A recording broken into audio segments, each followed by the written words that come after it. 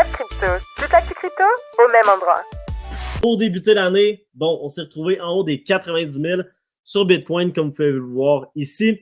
Malheureusement, là, je pense que vous en êtes très conscient que c'est un range qui est extrêmement difficile à passer. Et déjà ce matin, je voyais déjà sur les réseaux sociaux les gens se réjouir un peu trop rapidement. OK? Il faut faire vraiment, vraiment attention à ce qu'on voit dans le marché présentement parce que je pense qu'on commence à être habitué. Mais depuis le mois de décembre, même, je dirais si on recule un peu plus, depuis le mois de novembre, mais présentement, décembre, on est dans un range qui date. OK? Donc, ce range-là, il est vraiment meurtrier. On a vu à peu près le même price action ce matin de ce côté-là sur Bitcoin. OK? Donc, de mon côté, honnêtement, je demeure neutre. OK? Même si je vous dis que je suis bullish pour une certaine portion de 2026. Il avait fait qu'un petit achat, mais en même temps, je peux le comprendre. Il est quasiment à 75 000 $. Hein. Il a mis son temps. Hein. Je m'attendais à ce qu'il achète un peu plus tôt, mais il a vraiment acheté à la fin de l'année 1200 Bitcoin, histoire de dire qu'il continue d'acheter, hein, avec donc tout le yield, tout ce qui se passe là-dessus. Hein. La réserve qui bouge quand même pas mal. Détient quand même 672 000 balles, 672 000 bitcoins, hein, avec stratégie, c'est quand même pas anodin. Mais bon, on voit qu'il s'est un peu calmé sur les. Parce qu'il avait envoyé quand même 2 milliards hein, sur les deux achats de décembre. Et en soi, il avait très bien fait parce que ça vraiment lui a permis de racheter un petit peu, au moins sur le court terme, des prix plus bas que 100 000 parce qu'il a vraiment acheté très très cher. Hein. Le volume de transactions quotidiennes a tapé un plus haut historique. À l'époque, il y avait eu un boom des NFT, vous vous en souvenez, en 2021, on avait tapé. Et là, on a fait 1,87 million. Donc c'est vraiment énorme. Le nombre d'adresses actives a explosé aussi, comme si ça buy the dip et ça revenait, mais regardez. C'est un plus haut historique. Jamais on était allé aussi haut. Ça a bien rebondi, vous savez, d'avril à... Est-ce que ça annonce un rebond d'Ethereum ? Et le deuxième indicateur fou, c'est cadeau. Le nombre d'adresses, regardez, c'est assez fou, vraiment il se passe quelque chose, regardez. Les gens se sont dit pour la nouvelle année, je vais acheter de l'Ethereum. On était à 150, on est quasiment monté à pratiquement 300, 270, on a fait x2. Est-ce que le token va faire x2 ? Ah, on va faire un peu de prévention.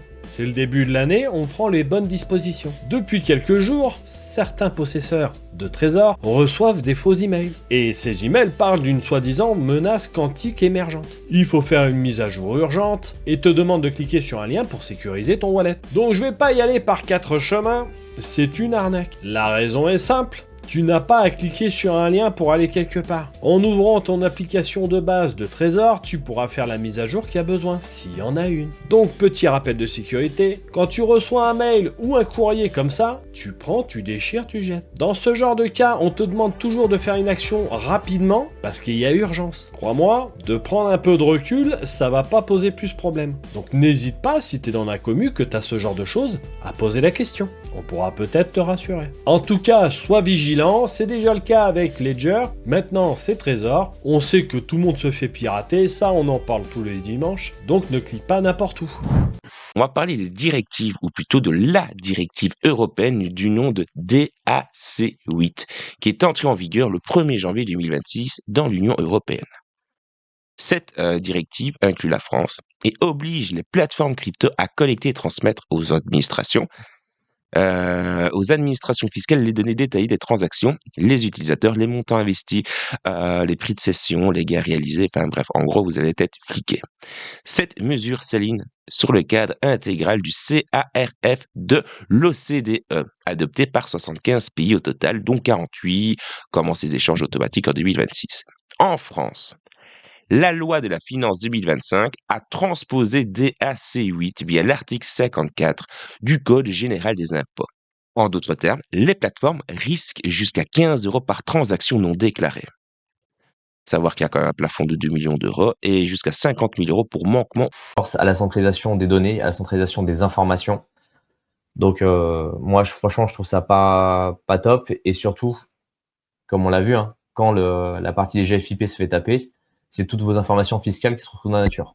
Donc si vous possédez des cryptos, et ça va complètement dans ce sens-là, hein, avec le DAC8, d'avoir un maximum d'informations sur vous.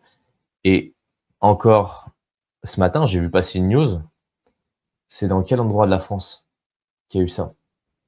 Qui se sont fait agresser. Je sais plus, je crois que c'est dans la partie nord ou nord-est de la France, qui se sont fait agresser pour quelques millions en crypto. C'est juste hallucinant. Et la fuite qu'il y a eu auprès de la CAF, c'est une fausse donnée, c'est un autre service qui a fuité. Et tout le monde en a parlé, mais c'est pas la même équipe. Inévitable, tôt ou tard, ces données seront exploitées. Donc, le message, il est très simple. Vaut mieux s'occuper de sa fiscalité le plus tôt possible. Les plateformes sérieuses vous proposent déjà la possibilité de récolter ces données. Il y a également des outils qui peuvent vous accompagner. Je vais faire la promotion d'aucune plateforme. Enfin, si je peux vous parler de Waltio, il n'y a pas de lien d'affiliation, rien du tout. Mais voilà, il y a déjà des outils qui peuvent vous accompagner. Donc, ne négligez pas ça. C'est un peu long, mais c'est pas grave. Autre info intéressante, il y a quelques semaines, on en parlait déjà. JP Morgan voulait lancer son propre fonds monétaire tokenisé sur Ethereum. Et ben maintenant, c'est chose faite. Voilà pourquoi je vous en parle aujourd'hui. Le fonds s'appelle le My On-Chain Net Yield Money Fund. Et l'idée, elle est très simple.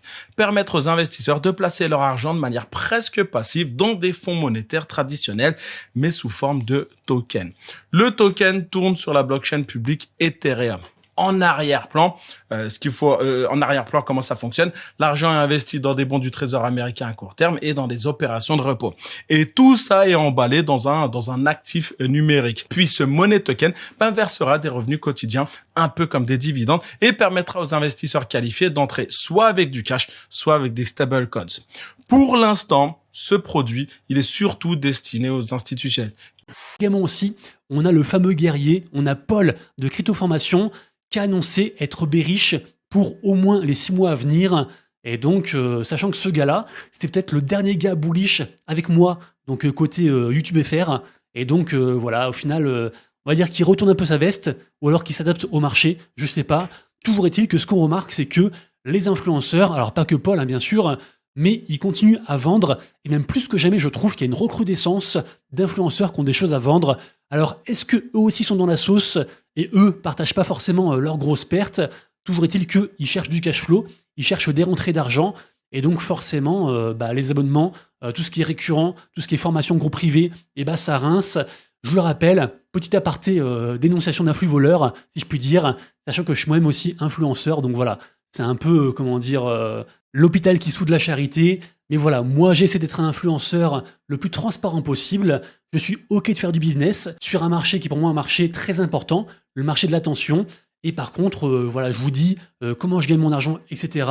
Et voilà, toujours est-il que je vous rappelle que les 5 sources principales de revenus d'influenceurs, c'est en tout premier l'affiliation. Dernière news aussi plutôt intéressante, c'est le Turkménistan.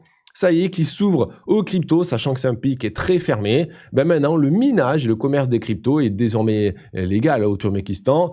Une nouvelle loi qui a été signée par le président Serdar Berdimuhamedow, alors j'ai écorché le nom, tu m'excuses, fin novembre, et qui est entrée en vigueur hier, le 1er janvier 2026. Donc, c'est des nouvelles lois qui permettent à l'économie de diversifier un peu les activités parce que tu peux maintenant miner des cryptos avec le surplus d'énergie. Alors, les locaux peuvent le faire, les étrangers aussi, il faut juste avoir des petites licences, sachant que le Turkménistan, c'était quand même l'un des pays les plus fermés du monde. Donc, une petite mesure qui ouvre l'économie à la crypto, c'est très intéressant. Alors, il s'ouvre de plus en plus au tourisme aussi, à l'énergie, c'est normal. Au bout d'un moment, faut faire un peu de pognon. Hein, bon. Et donc, ceux qui sont pas au Turkménistan peuvent aussi miner des cryptos. Autre point important, depuis 2008, le Nasdaq n'a débuté l'année sous sa moyenne mobile à 50 jours qu'à 4 reprises. Il s'agissait de 2012, de 2016, 1923, bon ça date un peu, et maintenant 2026. Alors fait intéressant, ça se produit tous les 3 ou 4 ans, et c'est assez en fait récurrent, mais que se passe-t-il au cours de ces années-là ? Alors 2012, vous avez le Nasdaq qui a connu une ascension fulgurante à partir du départ. La hausse a été juste immédiate. 2016, même constat. Alors 1900 ici, encore une fois, on est parti comme une fusée. Juste après le Nouvel An, en fait, c'est toujours après les festivités, la hausse reprend de plus belle. On dirait qu'après les feux d'artifice, c'est au tour des marchés d'exploser à la hausse. Mais encore une fois, ça confirme cette théorie en général, surtout de la part de cet analyste, de cet autre analyste également, donc de ce fameux Quentin, ainsi que de Trading Shot, qui indiquent tous que les prochains mois devraient être haussiers, peu importe votre perspective au très long terme, et ça indique également que les prochains mois devraient être haussiers pour le Nasdaq, le S&P 500, et donc indirectement pour le Bitcoin également. Ce matin, J'étais sur Twitter, je regardais ce qui se passait et je vois cette charte-là partout. Okay? Donc, qu'est-ce que cette charte-là représente? C'est le nombre de bitcoins qui sont bougés sur les échanges, leur balance, en fait, des portefeuilles 1000 à 10 000 bitcoins. Donc, c'est un montant significatif dans les 30 derniers jours. Là, vous voyez un big accumulation ici. Et là, tout le monde est comme « Oh, les whales achètent ». Par contre, il faut être conscient, et ça a été démenti par Glassnode, c'est que ce n'est pas des whales qui ont acheté. Ça a été des transferts à l'interne de la part de Coinbase. Donc, Coinbase a bougé, disons, j'ai un wallet A. Donc, on a un wallet A ici. Et on a 100 000 bitcoins, disons. Là, tranquillement, je transfère au wallet B. Donc, les bitcoins ont été... Oh, désolé l'équipe. Hop, je vais me mettre parce que je suis en train de vous cacher. Donc, on a wallet A avec 100 000 bitcoins. Et là, ils les transfèrent au wallet B. Pourquoi est-ce qu'ils font ça? Ça peut être de la gestion de fonds, ça peut être au niveau sécuritaire ou peu importe. Mais ils transfèrent vers le wallet B. Donc, on-chain, ce que ça fait, c'est que, les balances ont changé drastiquement. Ce qu'il faut comprendre, c'est qu'on reste toujours à l'intérieur de ce range et que la zone dans laquelle nous sommes, ça peut être une zone de rejet. Pourquoi ? Parce qu'en fait, ici, on a le haut de la bande de Bollinger, ici, on a le bas, et nous, on a un indicateur fait maison qui est en train de nous indiquer qu'on rentre dans une grosse phase de contraction et que le marché va bientôt résoudre. Grosso modo, le potentiel max de cette extrémité de consolidation, elle est ici. Elle est en fait entre les bornes. Plus les bornes vont se rapprocher, plus la volatilité va diminuer, plus la contraction va être importante et plus on est proche de la résolution, justement. Si on veut une résolution haussière, il faut casser la borne au nord et à ce moment-là, le marché risque de venir choisir de déclencher les stops du sommet de décembre. Par contre, ça, ce n'est pas le bon scénario. De mon point de vue, c'est le pire scénario à faire parce que dans cette consolidation, ce qui serait pour moi le mieux, c'est de d'abord casser au sud afin de marquer le bottom et de repartir dans quelque chose d'haussier. Si Bitcoin forme plus ce genre de price action, c'est-à-dire un breakout, c'est-à-dire qu'on prend les stops dans cette zone de prix au-dessus des 94 555 $ et qu'on vient dans le fair value gap mensuel, il y a énormément de probabilités, de mon point de vue, de faire une continuation baissière par la suite. Parce que ce mouvement haussier ne s'est pas initié avec une prise de liquidité et à mon avis, on aurait énormément de probabilités de faire ça. Et ça indiquerait un premier trimestre baissier. Tandis que plutôt revenir sur la borne basse et puis finalement casser la borne basse. Donc chaque chandelier japonais que vous voyez représente une année complète et donc on a ici l'année 2025. Comme vous le voyez ici, il y a eu énormément de choses qui ont eu lieu. Avec une très grosse mèche, ici on a fait le début d'année qui a été vraiment un départ de mouvement haussier, on est venu chercher le plus haut, les 126 000 $, finalement il y a eu une très grosse vente et au plus bas on était allé chercher les 74 495 $. Le signe positif, c'est évidemment qu'on ait racheté la mèche ici, on a eu une défense de la part des acheteurs, on voit concrètement qu'on a de la force acheteuse qui s'est dirigé sur la fin d'année également, donc on a sauvé la clôture. Heureusement qu'on n'a pas eu juste ici une très grosse mèche qui a été défendue évidemment par les vendeurs et au final un corps de bougie qui est complètement plein. Là, on est juste en train de traduire une année qui a été de l'indécision. On n'a aucune décision qui a concrètement été prise.